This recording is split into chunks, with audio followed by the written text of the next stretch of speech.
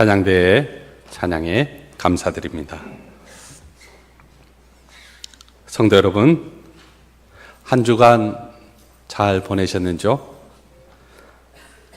지난 주간은 놀라운 소식의 연속이었습니다. 역사적 평가는 사람마다 다를 수 있겠지만 평양 방문 이틀째인 19일 밤 10시 20분쯤 남한의 대통령은 평양시 능라도 5일 경기장에서 15만 명 북한 주민을 상대로 연설했습니다. 여러분은 어떻게 보았습니까?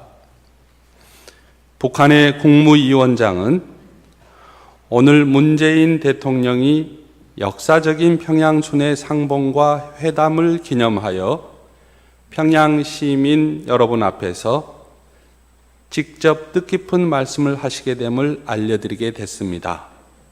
오늘의 이 순간 역시 역사는 훌륭한 화폭으로 길이 전할 것입니다. 라고 남한의 대통령을 소개했고, 이어서 대통령은 평양 시민들에게 백두에서 한라까지 아름다운 우리 강산을 영구히 핵무기와 핵위험이 없는 평화의 터전으로 만들어 후손들에게 물려주자고 확약했습니다.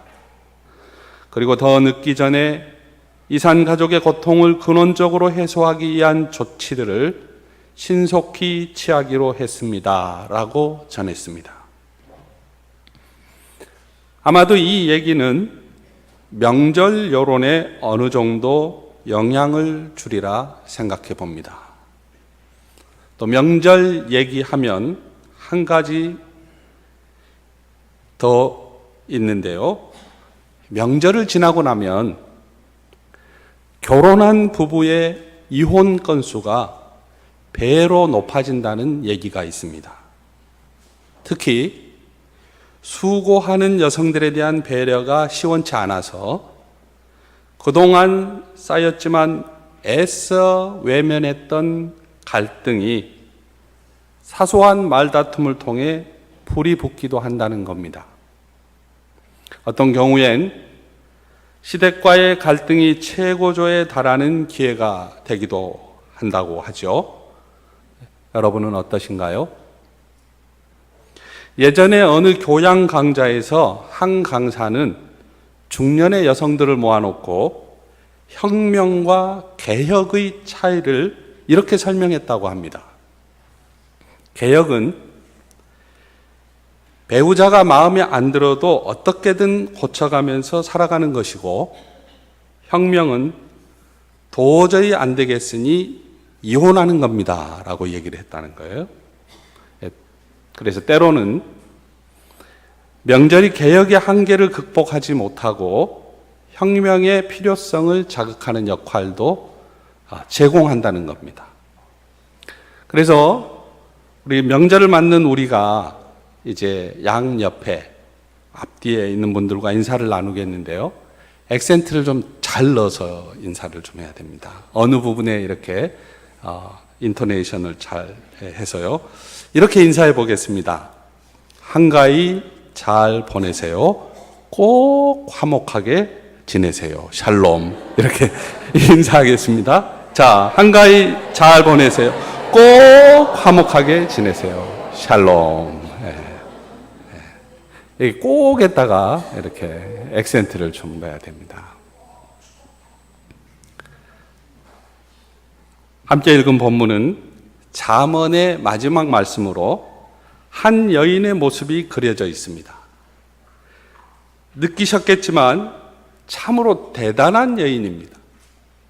먼저 그녀는 재주가 뛰어납니다. 양털과 사물구에다가 직접 옷을 지어 가족들에게 입히고 허리를 동여매고 억센 팔로 일을 합니다. 한 손으로 물레질을 하고 다른 손으로 실을 타며 이부자리도 만들고 세마포와 자색옷도 직접 지어 입습니다.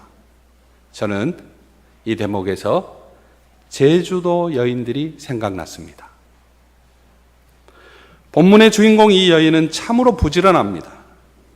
날이 밝기 전에 일어나 일을 시작하고 거의 밤잠도 자지 않고 일을 합니다.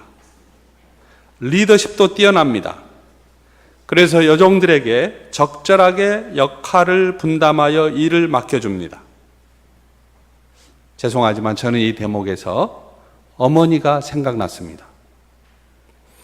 그런가 하면요, 이 여인은 손을 펴서 가난한 사람들과 궁핍한 사람들을 돕는 등 어려운 이웃을 구제하는 일에도 모범적입니다. 여기서 그치지 않습니다.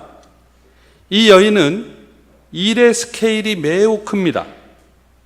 마치 상선이 외국에 가서 식량을 수입해 오듯이 먼 곳까지 가서 먹거리를 구해다가 가족들을 먹입니다.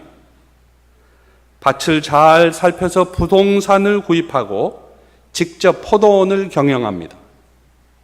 그녀는 모시로 옷을 짓고 띠를 만들어 시장에 내다 팔아 수익을 창출합니다.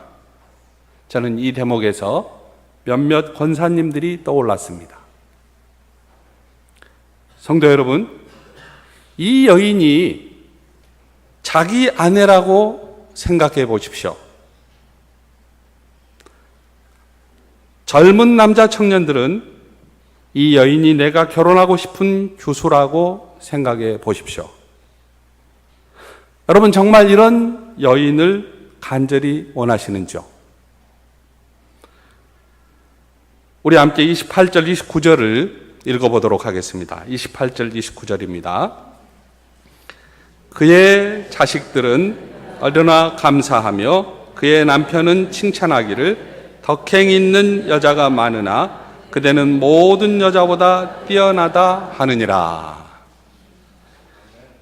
본문에 소개되는 여인은 자녀들도 그녀를 칭찬하고 그녀의 남편도 그녀를 찬양합니다. 그뿐만이 아닙니다. 그녀는 원로들과 온 성 모든 사람의 존경을 받습니다. 대단한 여인입니다. 슈퍼우먼입니다. 지금 우리식으로 표현하면 그녀는 생산과 판매와 소비와 경영에 두루 뛰어날 뿐 아니라 디테일과 스케일을 함께 가지고 있는 인재 중의 인재입니다. 그런데 성도 여러분, 다시 생각해 볼 점은 없을까요?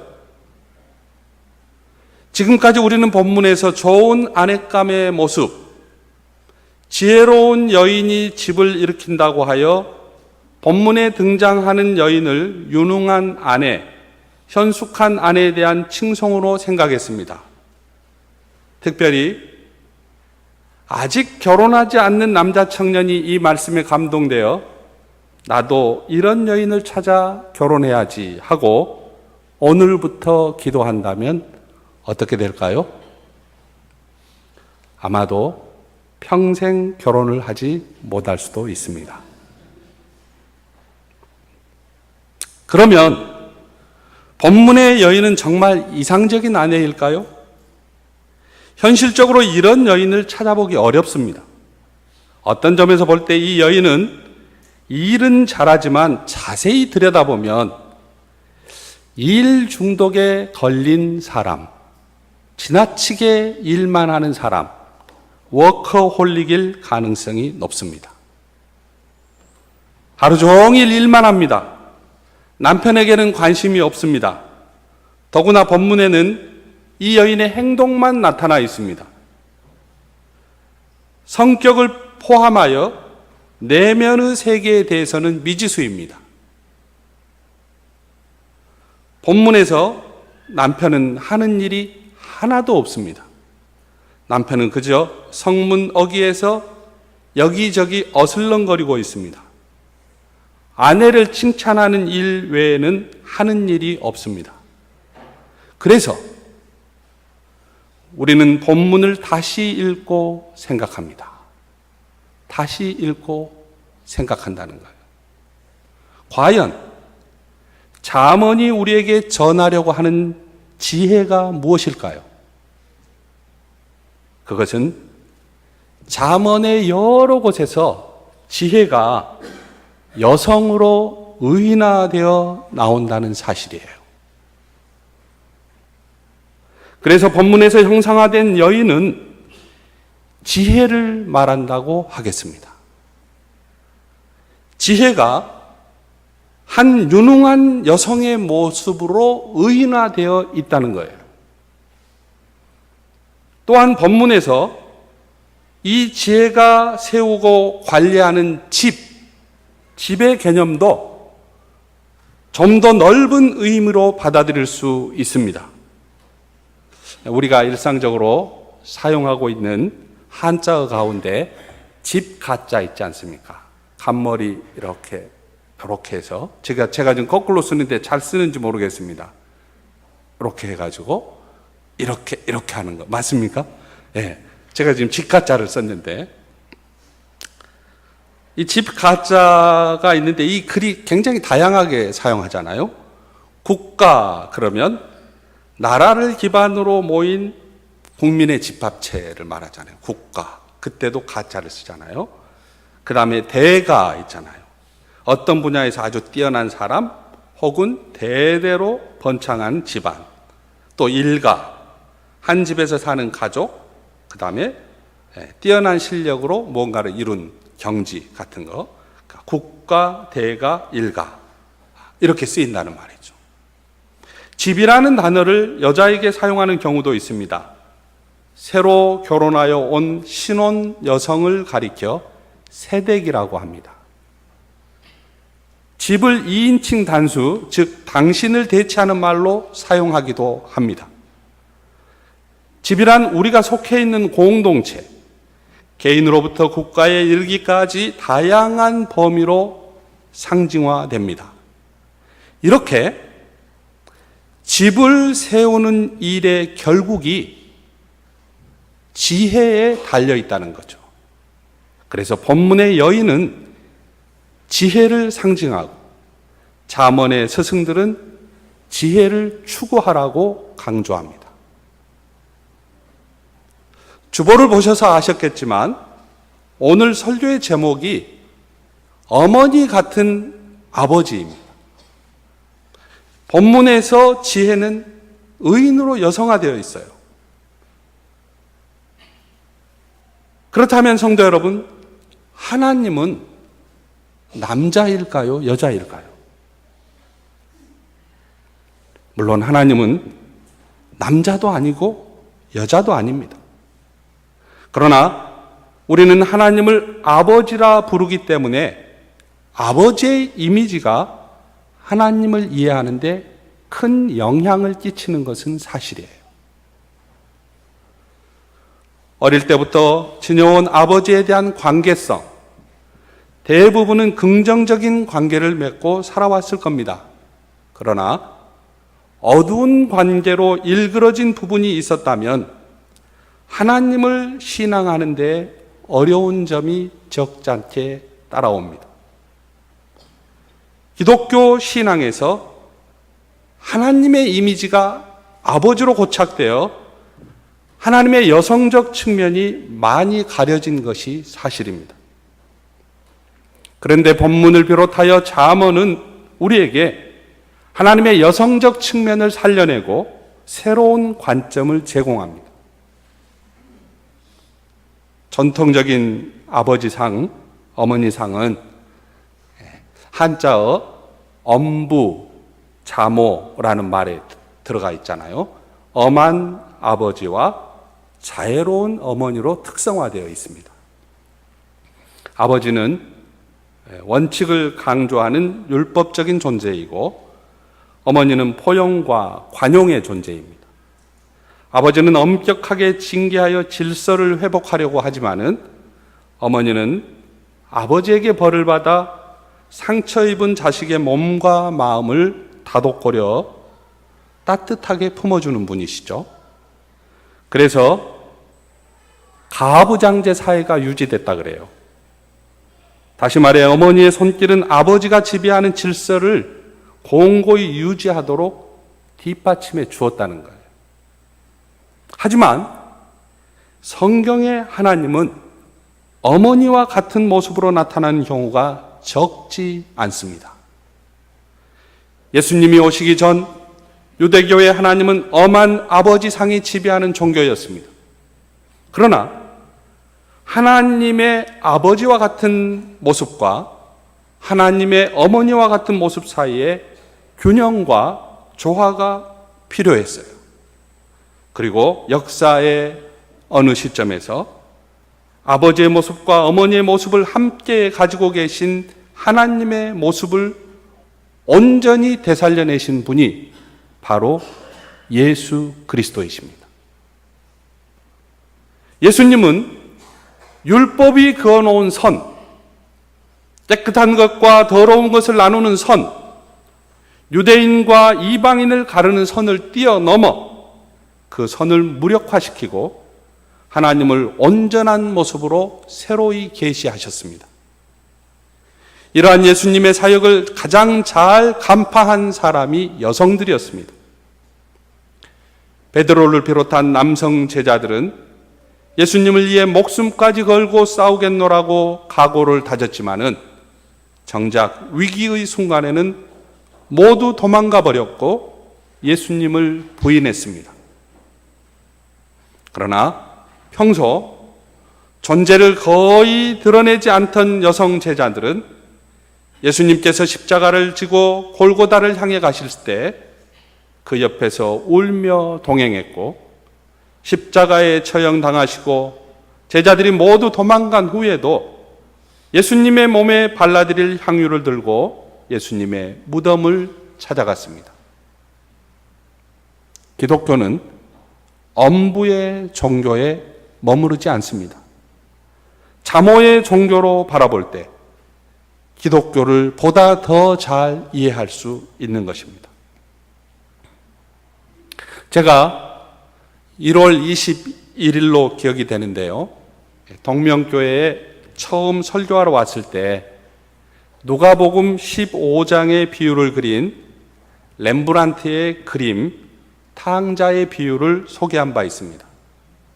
그런데 이 작품이 탄생하기까지 렘브란트는 탕자의 상황을 파나와 스케치를 통해 표현한 바 있어요. 그러니까 렘브란트가 30살이었을 때인 1636년에 애칭을 한 편 남겼는데요. 파나 작품 애칭 그림을 우리가 한번 보겠습니다.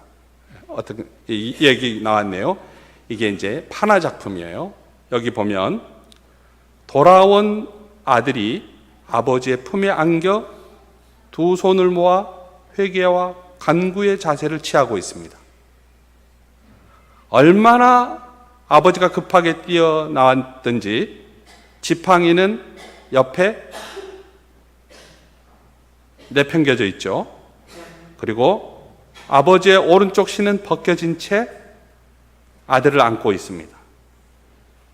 하인이 신발과 겉옷을 챙겨들고 뒤따르고, 그리고 창문 열고 상황이 어떻게 전개될지 바라보는 어두운 표정에 또 하나의 아들, 형이 보입니다.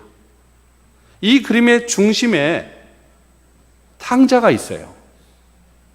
마치 탕자는 자세히 이 그림을 확대해서 보면 노인처럼 주름으로 가득 찬 얼굴에 겨우 허리 부분만 가린, 천으로 가린 이 불쌍한 탕자가 아버지에게 안기는 모습이에요.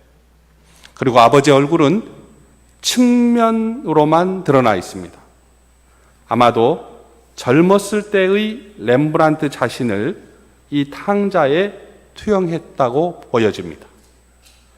근데 이번에는 이 애칭 그림 말고 6년이 지난, 그러니까 1642년에 대상의 윤곽을 그린 드로잉 작품을 보겠습니다.